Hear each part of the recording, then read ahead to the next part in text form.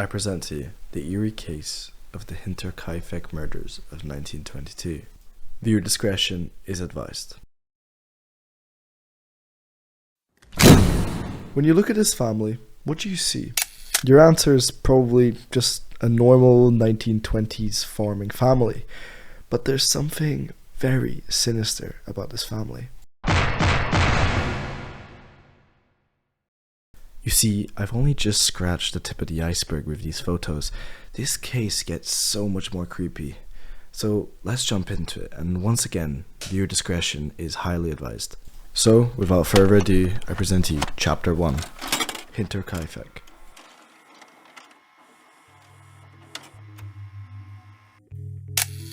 The Hinterkaifeck murders occurred on the evening of the 31st of March 1922, when 6 inhabitants of a small Bavarian farmstead located approximately 43 miles north of Munich, Germany, were murdered by an unknown assailant.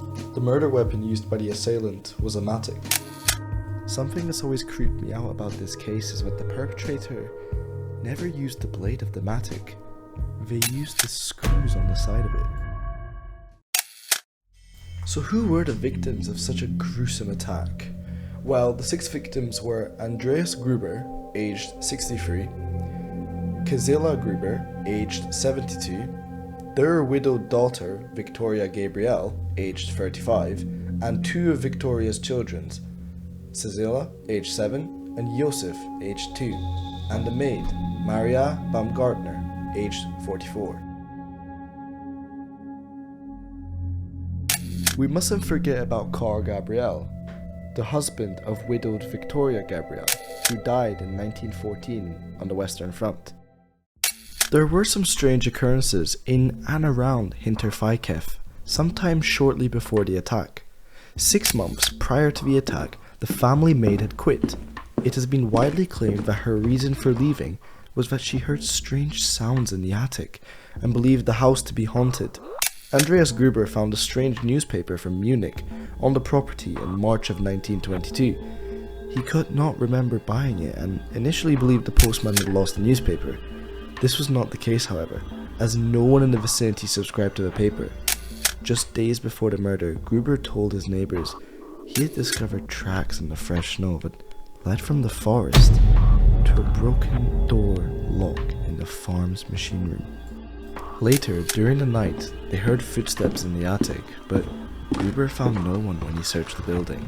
Although he told several people about these alleged observations, he refused offers of help and the details went unreported to the police. According to a school friend of the 7-year-old Gisela Gabrielle, the young girl reported that her mother Victoria had fled the farm the night before the act of the violent quarrel, and only hours later had been found in the forest. So, without further ado, let's get into the details of the murder. Chapter 2. The Murders of the Family.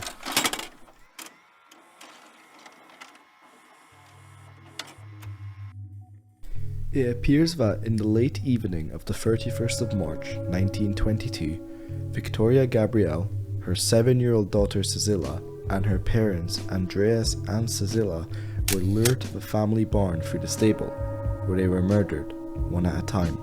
The perpetrator used a mattock belonging to the family farm and killed the family with blows to the head, before proceeding to kill young Josef, 2 years old, as he slept in his bassinet. The perpetrator then proceeded to kill the maid, Baumgartner, in her bedchamber. I think the thing that makes me so uneasy about this case is that when the perpetrator was done mercilessly killing all of these people, they then proceeded to live in the house for 4 days, eating the bread and eating the meat from the pantry. So for 4 days, nobody assumed the family was dead. The stove was on, the cattle was tended to, and so were the crops. And that's what I find so eerie about this case. So without further ado, let's jump into Chapter 3.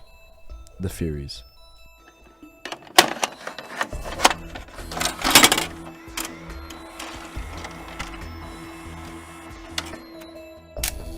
You see, do you remember our old friend there, Carl Gabriel? Well, he was the husband of widowed Victoria Gabrielle, one of the people murdered. He had reportedly been killed in 1914 during the First World War by a shell attack in France on the Western Front, but strangely his body was never recovered. After the murders, people began to speculate about whether he had in fact died in the war. Victoria had conceived and given birth to her son Joseph in her husband's absence. The boy was rumoured to have been a product of an incestuous relationship between Victoria and her father Andreas. The theory goes that Karl never died and he went back for revenge. But this theory doesn't make sense. But let me give you one piece of evidence which might help you and make you try to believe this theory. After the end of the Second World War, German war captives from the Schrobenhausen region, the same region where the Hinterkaifeck murders took place, who were released from Soviet captivity, claimed that they had been sent home by a German-speaking Soviet officer, who claimed to be the Hinterkaifeck murderer. However, some of the men later revised their statements, which diminishes the credibility, but many theorized that the Soviet officer in question might have been Karl Gabriel, because those who claimed to have seen Gabriel after his reported death testified that he wanted to go to Russia. But the reason I don't believe this theory is that there's literally a death certificate from the German army for Karl Gabriel, in which it states, "Our dearly beloved father, son, son-in-law, brother and cousin fell a hero's death for the fatherland near Naval in France on December 12th, Mr. Karl Gabriel." Hence, I rule this theory out. Lorenz Schlittenbauer came under suspicion by locals early in the investigation because of his several suspicious actions immediately after the discovery of the bodies. When Schlittenbauer and his friends arrived to investigate, they had to break a gate to enter the barn because all the doors were locked. However, immediately after finding the 4 bodies in the barn, Schlittenbauer apparently unlocked the front door with a key and, quote, suspiciously entered the house alone.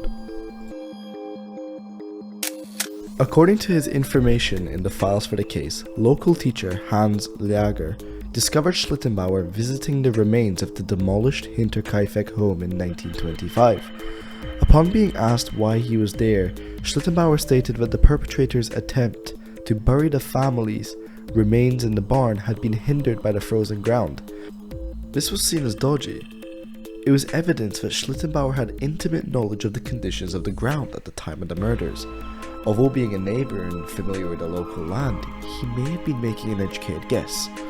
Another speculation was that Schlittenbauer murdered the family after Victoria demanded financial support for young Joseph.